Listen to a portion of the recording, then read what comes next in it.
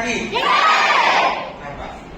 तो सर्वप्रथम तो हम आप सबका आभार व्यक्त करते हैं कि आपने हमें यहाँ बुलाया, इतना सम्मान दिया, क्योंकि हमने एक नियम रखा है कि जहाँ पे भी पैसों से सम्मान दिया जाएगा वहाँ पे हम नहीं जाएंगे। तो ये संस्था है जिसने हमें बुलाया और हमारे पास सम्मान लेने के लिए पैसा नहीं है, फिर भी सम्मान दिया। तो हम आप सबसे और इस संस्था से शुक्रिया।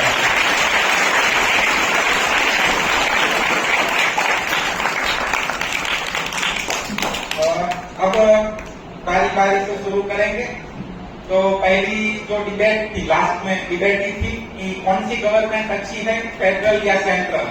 तो मैं अपना मंतव्य रजू करूंगा। आप सबने तो बहुत अच्छा बोला। गवर्नमेंट बनती है कहाँ से? कौन होते हैं जो गवर्नमेंट में जाते हैं? हाँ, लोग मतलब कौन? हम सब। ठीक है। तो अगर हम सब अच्छे होंगे तो कोई भी गवर्नमेंट अच्छा काम कर पाएगी। जो भी अधिकारी हैं, जो भी नेता हैं, वो सब हम में से चुन के जाते हैं। आपको एक अच्छा सा स्टोरी बताऊंगा। ज्यादातर हम सुनते हैं कि भारत में भ्रष्टाचार खूब वधी गयो छे, બધે भ्रष्टाचार छे, नेताओं आम छे, अधिकारियों आम छे।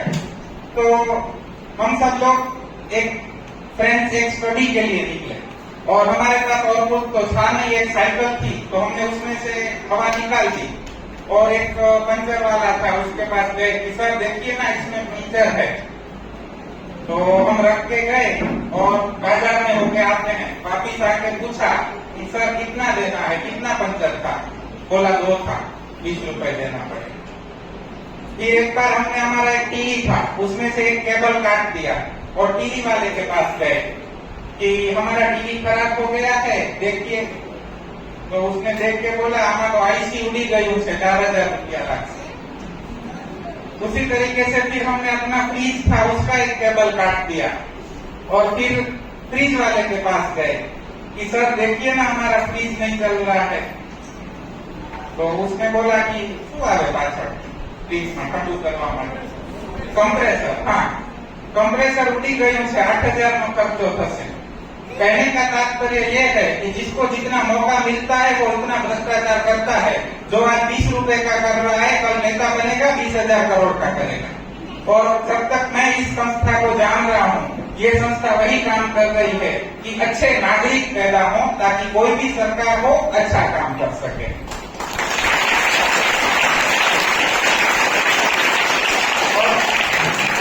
मेरी आशा रहेगी कि यहाँ से निकलने वाला बच्चा चाहे आईएएस बने, आईपीएस बने, डॉक्टर बने, चाहे एक चपरासी क्यों न बने, लेकिन वो कभी गलत रास्ते, भ्रष्टाचार के रास्ते न अपनाए और सही रास्तों पे संघर्ष करके आगे बढ़े।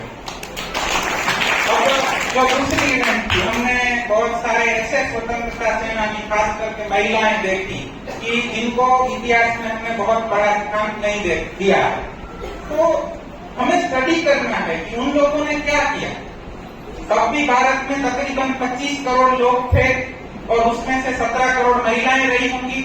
लेकिन उन 17 करोड़ में से ये वो महिलाएं हैं जिन्होंने सत्य का रास्ता अपनाया।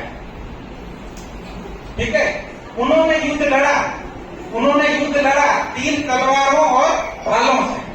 उन्होंने युद्ध लड़ा 3 तलवारों और भालों से। तब अंग्रेज गोरे थे, हमें लड़ना है कालों से। बात समझ में आ रही है? तो मैं भी सभी जितनी भी शक्तियां हैं उन सबसे भी विनती करूंगा और आप सबसे विनती रहेगी कि वो युग और था जब तलवारों, गोलियों, तोपों से युद्ध होता था। आज का युद्ध जो हो रहा है वो विचारों से हो रहा है, अपने कर्तव्य से हो रहा है। आज का युद्ध है वो भोगवाद और सेवा के बीच में है। आप किसी भी क्षेत्र के अंदर जाएं, अगर आप भोगवाद के ओर जाते हैं तो आप अंग्रेजों का साथ दे रहे हैं, और आप सेवा के साथ जाते हैं तो आप भारतीयों का साथ दे रहे हैं। और इसीलिए चाणक्य ने कहा है, शिक्षक कभी सामान्य नहीं होता, प्रलय और निर्माण उसकी गोद में बनते हैं। धन्यवाद।